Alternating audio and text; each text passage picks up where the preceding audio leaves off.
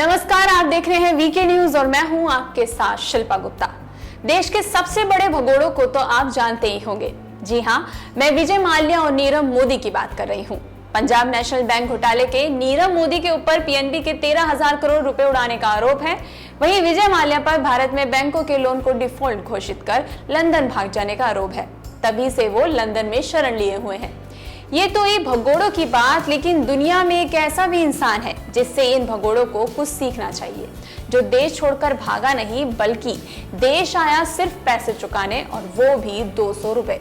जी हाँ, कर्ज लेकर नहीं चुकाने की बात तो आपने कई बार सुनी होगी, लेकिन क्या आपने 22 साल बाद महज 200 रुपए का कर्ज चुकाने के लिए एक देश से दूसरे देश की यात्रा करके आने वाले किसी शख्स के बारे में सुना है?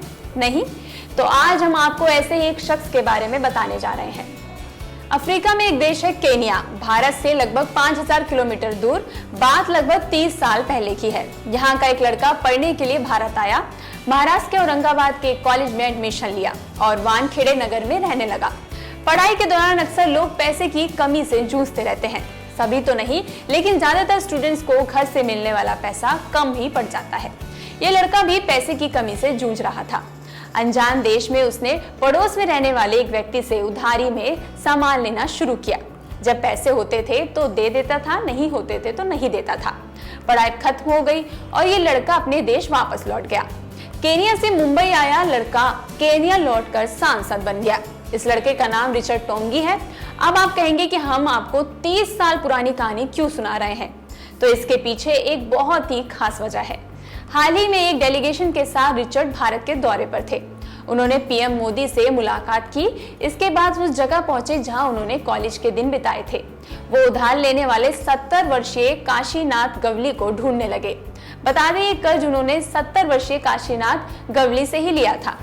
जब उनको वो कर्ज में लिए गए 200 रुपए लौटाने आए तो गवली के घर पहुंचकर उनके दरवाजे पर आवाज दी। काशीनाथ गवली ने घर का दरवाजा खोला तो वहां एक अनजान विदेशी शख्स को खड़ा पाया। गवली कुछ समझ पाते इससे पहले एक शख्स ने अपना परिचय देते हुए कहा कि वो केन्या के सांसद रिचर्ड टोंगी हैं और 22 साल पहले उनसे लिया 200 रुपए का कर्ज लौटाने आए हैं। काशीनाथ गवली ने कहा, मुझे अपनी आंखों पर यकीन नहीं हो रहा है। मेरे लिए ये एक भावुक यात्रा थी। जब मैं गवली से मिला तो उनकी आंखें छलक उठी। औरंगाबाद में जब मैं पढ़ाई कर रहा था तब मेरी स्थिति ठीक नहीं थी। तब इन लोगों ने मेरी मदद की। मैंने सोचा था कि जरूर वापस आऊंगा और कर्ज लौटाऊंगा। मैं उन्हें शुक्रिया अदा करना चाहता था। ये मेरे लिए भावुक पल था। ईश्वर गवली और उनके बच्चों का भला करे। उन्होंने मेरा स्वागत किया। मुझे भोजन कराने के लिए होटल ले जाना चाहते थे, लेकिन मैंने उनके घर पर ही भोजन करने पर जोर दिया। आपको बता दें, औरंगाबाद से जाते वक्त केन्या के सांसद ने गवली काका को अपने देश आने का न्योता भी दिया। कहावत है कि जब आप किसी को पैसे उधार देते हैं तो आप या तो पैसा खो देते हैं या एक नया दुश्मन पैदा कर लेते हैं। लेकिन रिचर्ड के मामले में ऐसा नहीं था। उन्होंने इस बात को तवज्जो दी थी कि जो पैसा लिया है उसे किसी भी हालत में लौटाना है, और 30 साल बाद उन्होंने ये पैसा लौटा दिया। आपको रिचर्ड की ये पहल कैसी लगी, हमें कमेंट बॉक्स में जरूर बताएं। ये वीडियो आपको पसंद आया हो तो इसे लाइक करें, शेयर करें और देखते रहें वीके न्यूज। शुक्रिया।